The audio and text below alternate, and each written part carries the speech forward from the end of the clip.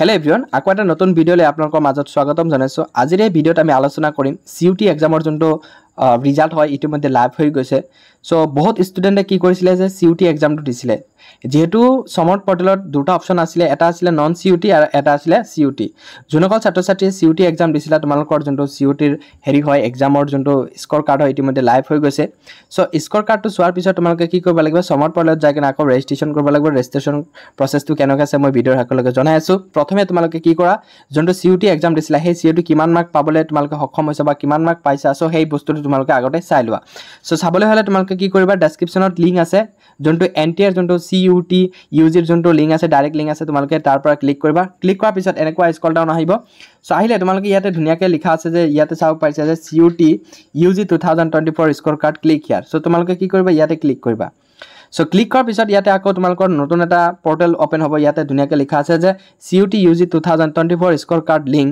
তোমালোকে তলত লিখা আছে, ধুনীয়াকৈ লিখা আছে যে click here for CUT UG 2024 score card 28 July 2024। 28ত অলৰেডি আপলোড কৰিছে, কিন্তু যোৱাকালিৰ পৰা তোমালোকে চাব পাৰি আছা।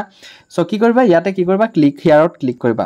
সো ক্লিক হিয়াৰত ক্লিক কৰিলে তোমালোকে এনেকুৱা আহিব, please check your photo QR code your score card and either missing please redownload it your score card is invalid without board and photo and QR code. যদি কিবা মিষ্টেক আছে তেন্তে আকৌ ডাউনলোড কৰিব দিছে, এইখিনি বাদ দিয়া।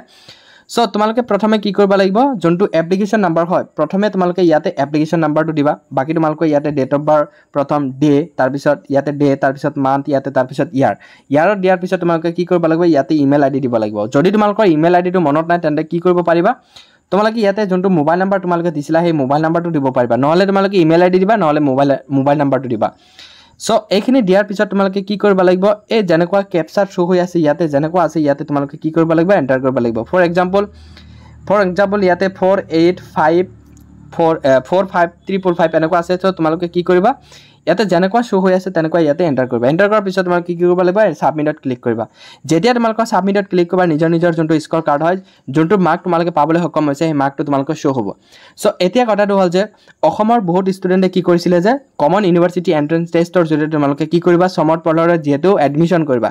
যদি তোমালোকে সমৰ্থ পৰ্টেলত এডমিশ্যন কৰিব খোজা তেন্তে CUTৰ বেছ কেনেকৈ তোমালোকে এডমিশ্যন কৰিবা, ৰেজিষ্ট্ৰেশ্যন কেনেকৈ কৰিবা, কলেজ কেনেকৈ এপ্লাই কৰিবা, সকলো প্ৰচেছ তোমালোকক এই ভিডিঅ'ত জনাবলৈ চেষ্টা কৰিম। সো প্ৰথমে তোমালোকে জানি লোৱা, যেহেতু তোমালোকে কমন ইউনিভাৰ্চিটি এণ্ট্ৰেন্স টেষ্টৰ জৰিয়তে তোমালোকে সমৰ্থ পৰ্টেলত এডমিশ্যন কৰিবা, এতিয়ালৈকে কোনো ধৰণৰ নতুনকৈ কোনো ধৰণৰ ৰেজিষ্ট্ৰেশ্যন অপেন কৰা নাই। যিহেতু যোৱাকালি ৰণজ পেগুৰ ডাঙৰীয়া এটা টুইট একাউণ্টৰ জৰিয়তে কৈছিলে যে আমি ইতিমধ্যে অতি সোনকালে আমি কি কৰিম, কমন ইউনিভাৰ্চিটি এণ্ট্ৰেন্স টেষ্ট যোনসকল ছাত্ৰ-ছাত্ৰীয়ে দিছিলে, চমুকৈ যোনসকল ছাত্ৰ-ছাত্ৰীয়ে CUT UG এক্সাম দিছিলে, তোমালোকৰ যোনটো এডমিশ্যন হয় এই প্ৰচেছটো তোমালোকে ইতিমধ্যে খোল খাব বা অপেন হ'ব। যেতিয়া অপেন হয় তোমালোকে এই আছাম কুইক চেনেলটো তোমালোকে অতি সোনকালে পাই যাবা। সো সেইকাৰণে কৈছোঁ, যদি এই চেনেলটোত নতুনকৈ আহিছে বা আপোনালোকে এতিয়া যি চেনেলটো ছাবস্ক্ৰাইব কৰা নাই, চেনেলটো ছাবস্ক্ৰাইব কৰি থ'ব, যাতে বেল আইকনটি অল কৰি দিব, যাতে এনেকুৱা ইনফৰ্মেটিভ ভিডিঅ' আপোনালোকে অতি সোনকালে পাই যায়।